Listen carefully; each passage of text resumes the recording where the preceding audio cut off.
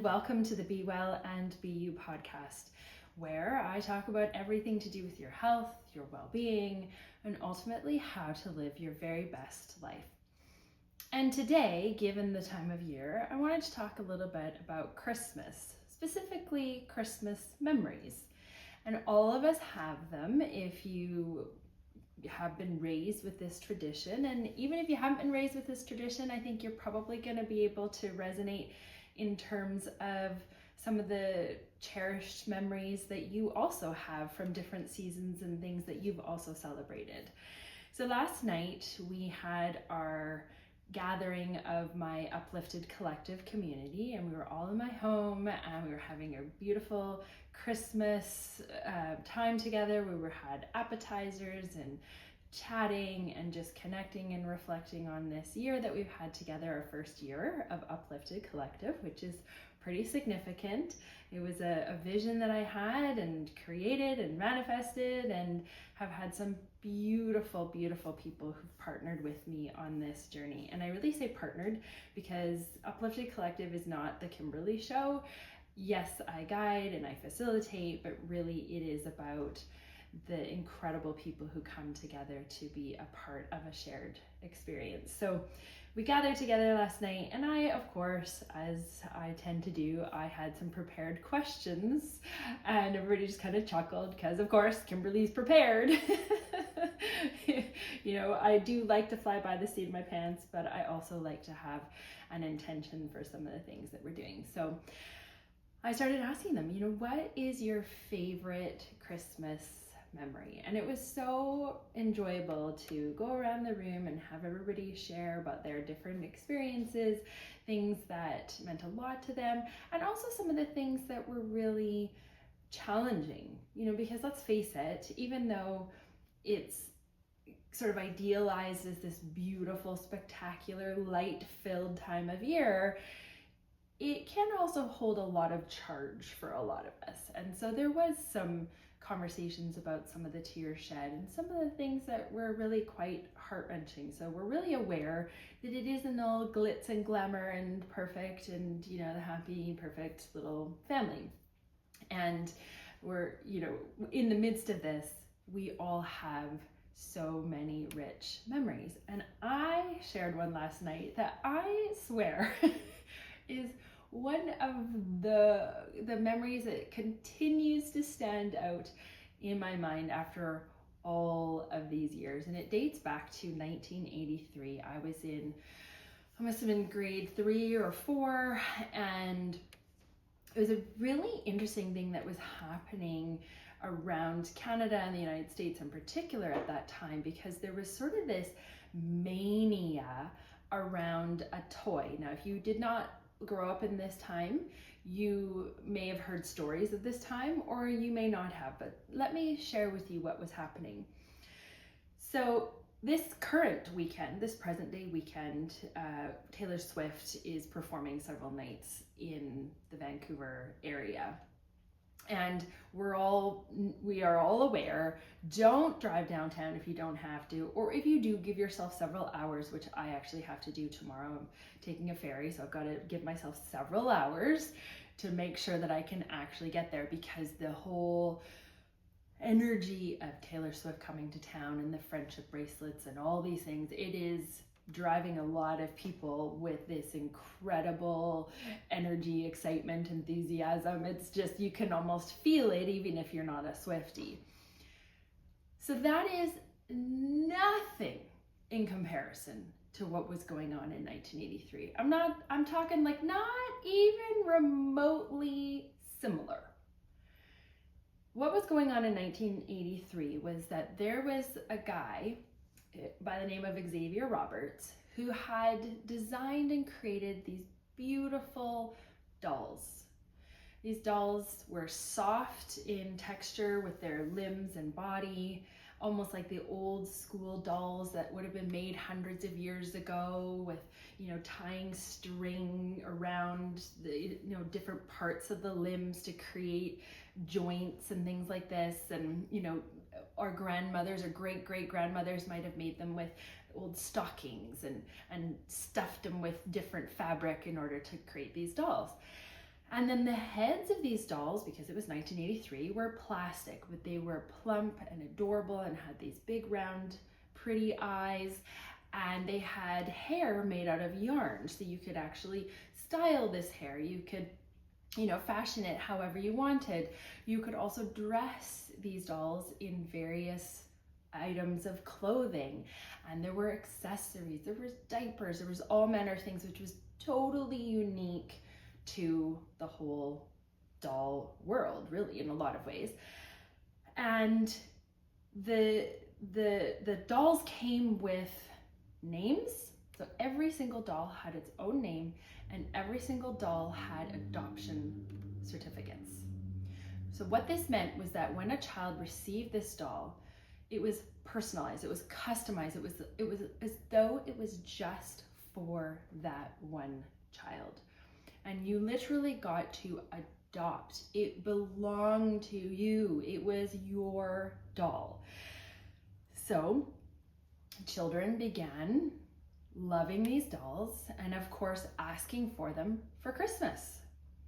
What happened was the demand for these dolls far exceeded the amount of time it was taking for stores to replenish their product. They literally couldn't get it into the stores fast enough. And what then began to take place, and particularly over the Black Friday weekend in the United States, was that parents became frantic. They would show up at the store, there wouldn't be anything, or they'd be fighting, or literally fighting, pulling these dolls in their boxes away from the other patrons. It was insanity. There were riots.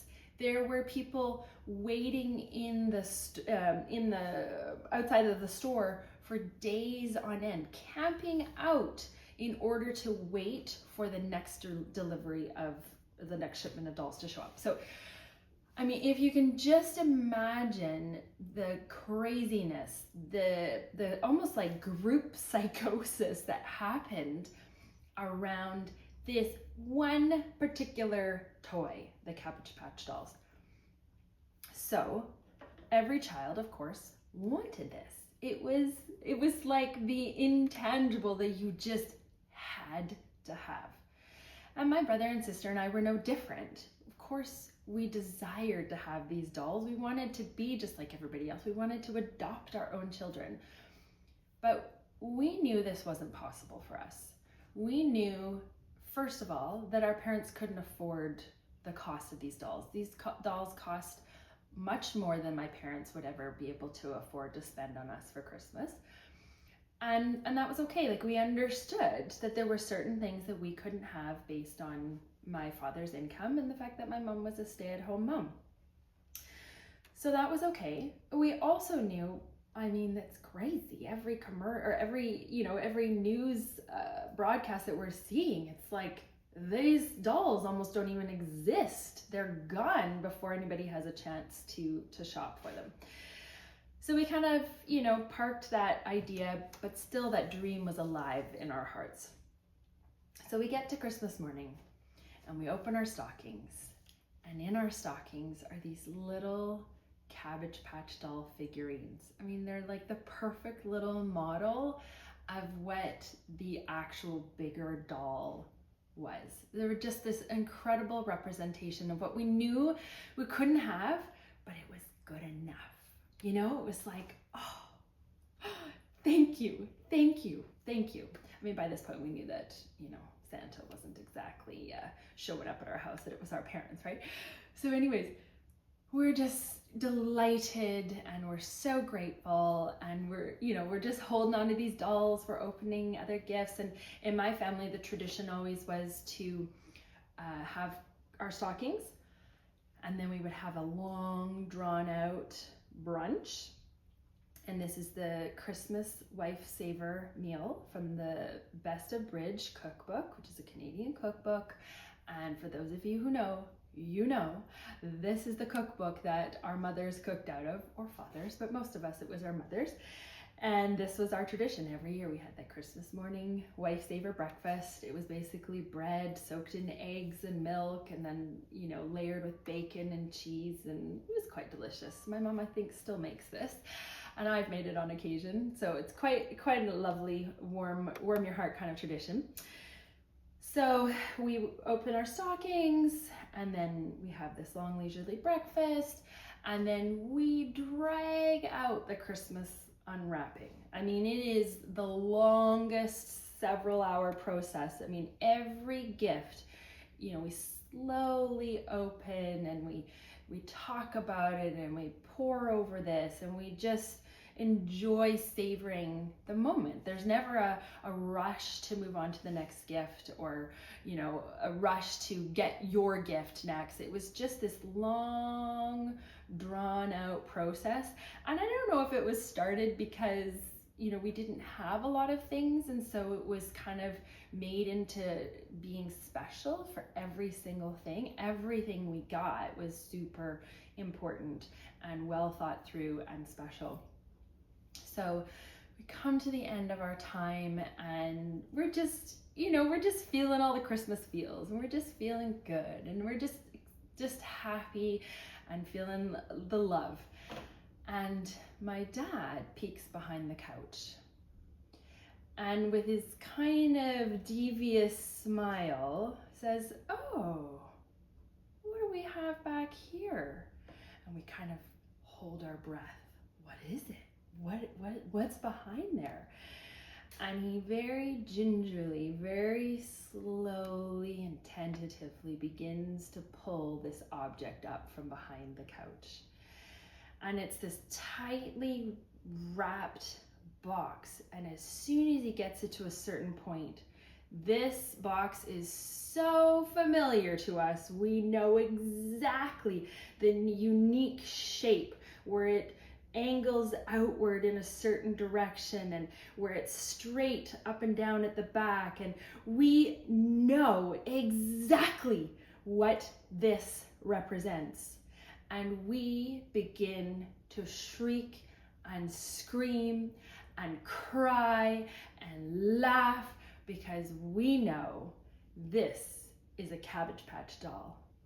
But not only does he pull out one, he pulls out a second one and a third one, so that each of myself and my brother and my sister, each of us, get our own Cabbage Patch doll. I'm telling you, there is nothing that could have dampened our day after that point. This was the most spectacular, the most unexpected. It was like my parents had done the absolute impossible. There was literally no possibility in our minds that this was going to be our reality on Christmas morning. And yet, here we were, Cabbage Patch dolls in hand, savoring the moment where each one of us got to unwrap. I mean, there's no delicate unwrapping at this point. It is like absolute fierce tearing it open, pulling out our precious angels. And there was my red-headed Jessica Colette with her little pigtails, braided pigtails out the side of her head, and all made in yarn, with her blue eyes. And she was perfect. And she was mine. She was my adopted doll. And I remember my brother had like kind of this creamy colored yarn, short haired little boy doll. And my sister had her dark brown haired little girl. And oh my goodness, this is like Mount Everest. This was like hilltop moment. This was the pinnacle of anything that had happened to that day. It was so magical. It was so magical because my parents had created this miracle. And not only had they created this miracle, there was the whole preamble, you know, giving us the little models of Cabbage Patch dolls in our stockings, and us thinking, oh, this is good enough. And then you know, the grand finale at the end as my dad lifted these dolls up and out from behind the couch. Even today, I mean, if you're watching this on YouTube, you can see I'm smiling like this. It just still lights me up. And this was, you know, pretty much 40 years ago. So that was a memory that has continued to remain in my heart as something that meant so much to us, because we were so appreciative of everything we had, and yet knowing the lengths my parents must have gone to go above and beyond was so significant. Even to this day, I actually don't know how in the world they got their hands on these and how they could afford these gifts. Maybe they borrowed, I don't know. But whatever the case, it was magical, it was precious, and a memory that will live on, and I will continue to share this with anybody who's willing to listen. So what is your Christmas memory? Like that memory that, I mean, it doesn't have to be as, you know, exciting. Well, this was very exciting for me, but it doesn't have to be as exciting. It could have been something where something unexpected happened, or where something was just exactly as you had desired it to be. And it doesn't even have to be a Christmas memory. It could be a winter memory. I want you to just take a moment, take a breath, if you haven't already thought of something, and just put yourself back to that place. Who's there with you? Maybe you were by yourself experiencing a moment. Maybe you were with some people. And I want you to think about what was special about that. What made it such a memory that you continue to hold in your heart?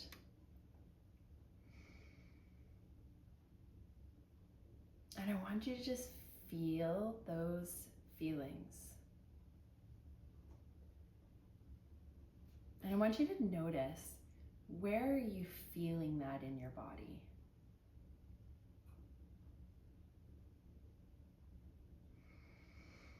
Are you feeling it in your belly? Are you feeling it in your heart?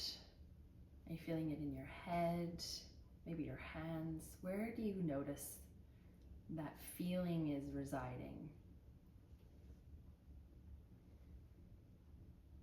And during the season, as you participate in different events, as you have different conversations with people, perhaps as you engage with some situations that are a little more challenging or a lot more challenging, before you go into those settings, or if you find yourself in the middle of, let's say, a conversation with somebody and you're like, oh my goodness, I don't want to be here right now, I want you to take that warm, fuzzy memory. I just want you to go to the place in your mind, drop into that spot in your body, and I just want you to feel it. Even just hold that feeling for a few seconds, because that is going to begin to shift your whole energy.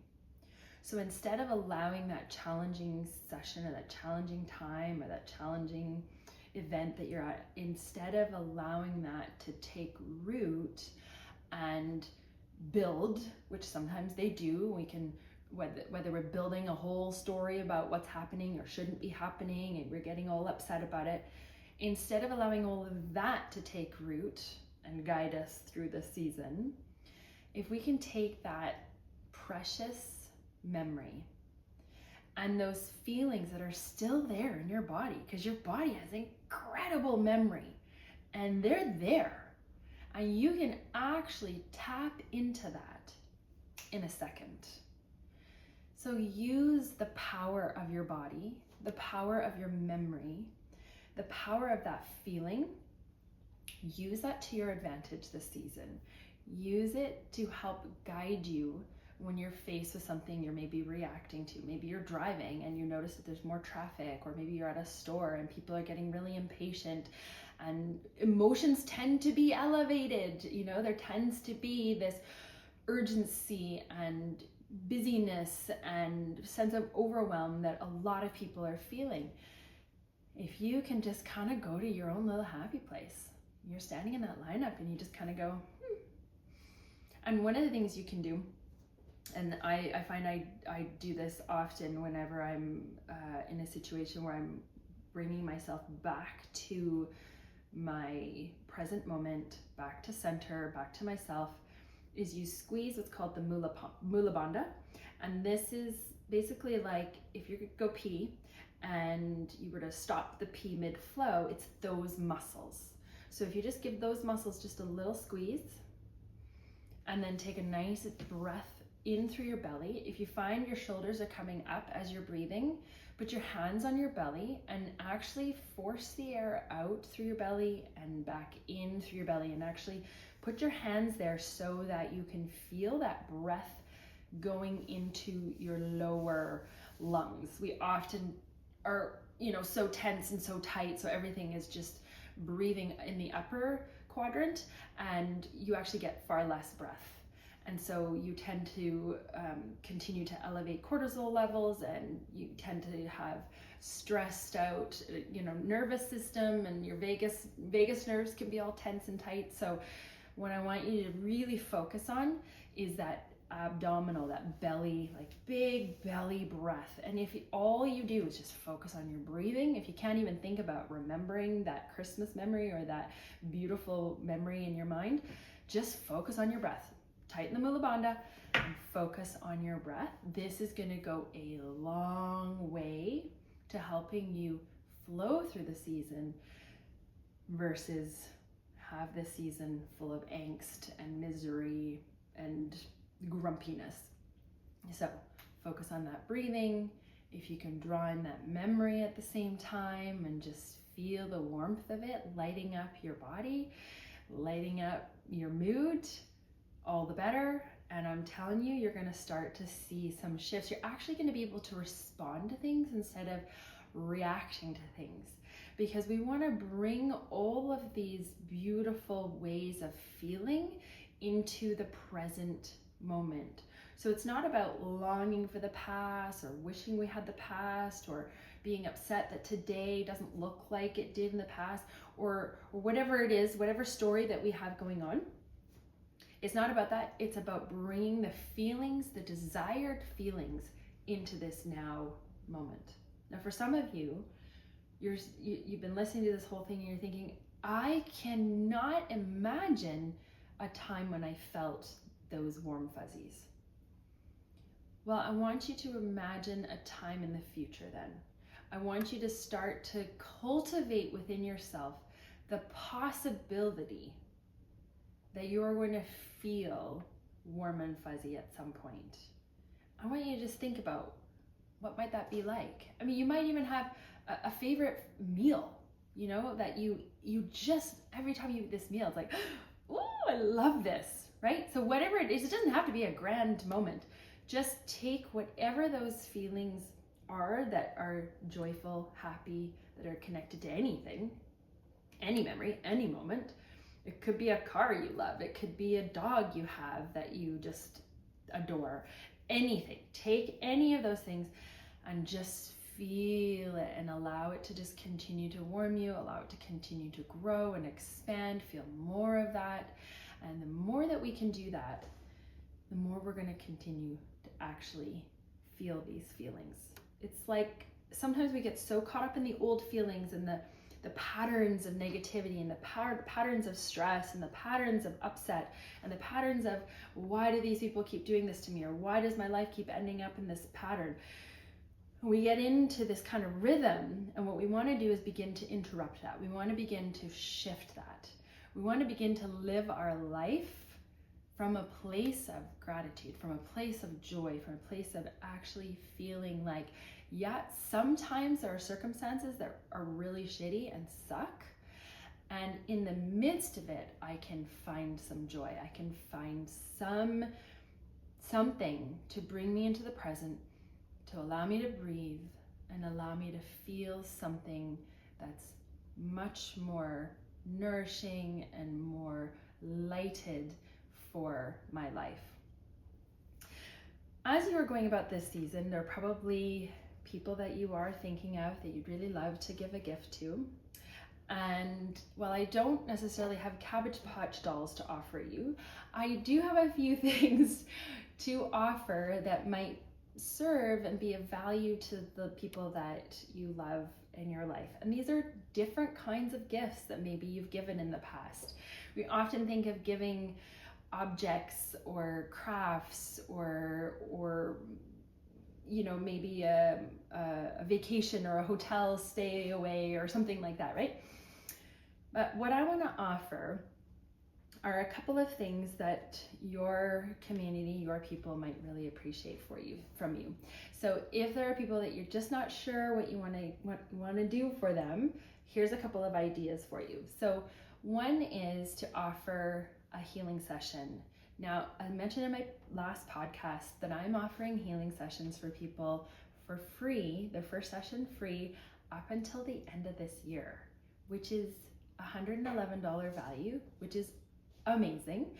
And these sessions are really beautiful. What I find is that whatever it is that person is ready to release, is ready to heal, is what we end up working on. So sometimes somebody says, you know, I've got this condition, or I have this body part that's kind of given me trouble, and this is what I want healed. And yet when we begin working together, it could be something even more deeply rooted that is wanting to be healed in the process. So it's a really beautiful partnership, because I am simply working with the energy of that person that's with me, and it's wherever they're at, whatever they are ready for. And it's really extraordinary, the stories, you know, people sending me messages later like, oh my gosh, this is what happened, and you'll never believe this. And it's really, really fun. And sometimes some of the messages that I'm given right in the moment are really poignant for the people that I'm with, and they're messages that I've had no prior knowledge of, no prior understanding of, and these are messages that are meant specifically for that individual. So if you want to give the gift of one free healing session, they do not have to live in my local neighborhood. I can do all these things through Zoom. I can even do it when the person isn't necessarily present with me on Zoom. It's really remarkable, because energy, I mean, you think about it, we have Wi-Fi that we can't see, and it passes, you know, through all of our technologies, and that's what our energy does. Our energy passes through walls and countries, and it's remarkable. So we can definitely work together in whatever form works for that person. For those who in your life you feel like, gosh, maybe they could use somebody to help them move a little bit more forward in their life, or gosh, I feel like a guide for this person would really help them, I am offering transformational coaching sessions for people. You can pay full price for one session for your loved one, or you can buy a bundle of 3 sessions and you will save $45, which is really, really cool. And I tell you, for myself personally, I love it when people send me messages or I bump into them somewhere and they're like, you'll never guess what happened. Like what you suggested. Wow, that made a really big difference. So for me, the biggest reason why I love what I get to do is because I see the impact. And that to me, that is the greatest value, the greatest gift. So you can also be doing a win-win. This is such a gift for me to be able to offer these sessions for people. And I know that the things that I'm doing, I'm called to do. And so it's really quite a joy. If you have questions about that, absolutely send me an email at info@kimberlychalmers.com. I would love to answer your questions. You can also go to my website, kimberlychalmers.com, for more information, and you'll be able to do your ordering there. Now, if you're wanting to give the gift of something for yourself, you might want to check out upliftedcollective.co. As I mentioned, we had our Christmas gathering together last night, and we just so treasure the moments that we get to be in person. Not everybody can always be in person depending on where they live, but these are really, really rich experiences. And with Uplifted Collective, we do a weekly gathering together on Zoom. So anybody can access from anywhere. I do record them. We do retreats, we do evening gatherings together. We have a healing circle once a week for those who are part of the membership community. They get to come and learn and grow in their intuition and understanding the healing arts, which I personally believe we are all gifted with. I believe that all of us have abilities that go far beyond the seemingly tangible or seemingly real world, that this is something that all of us are gifted with. So I love having the healing circle in my home because it's such a beautiful space for each one of us to learn and to grow from one another.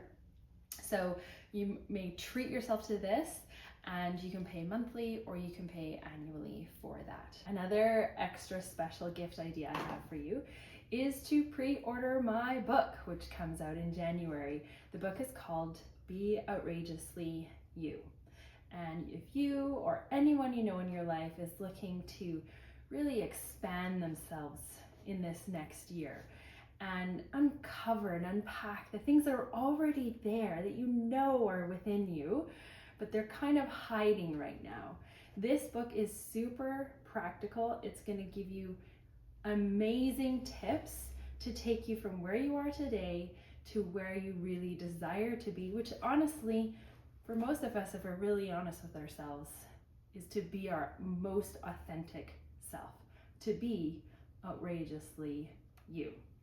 So you can pre-order the book by sending me an email to info@kimberlychalmers.com. Let me know that you desire to purchase either a softcover or hardcover, and let me know who this is for. And what I will send you back is a little certificate that you can print out and you can give it to the person that you are purchasing the book for. And then I will, when the purchasing is available for you, I will send you the link. You can order and you can have it delivered to whomever or to yourself. So this is a really great way for you to give to somebody who you know could benefit from this. Now, there's an extra special bonus that comes along with every purchase of this book, and that is a free digital course. So when you purchase the book, you will have access to an entire course that walks you through chapter by chapter. There are additional videos, there's additional PDFs and extra content to really allow you to immerse yourself, to embody this work, so that the difference between who you are at the start of the book and the revelation of who you become by the end of this book is going to be so powerful. I'm excited for you and your loved ones to have this book in your hands, because I know that all these practices, these are things that I personally have done and have implemented in my life and have made a massive impact on the person that I have become.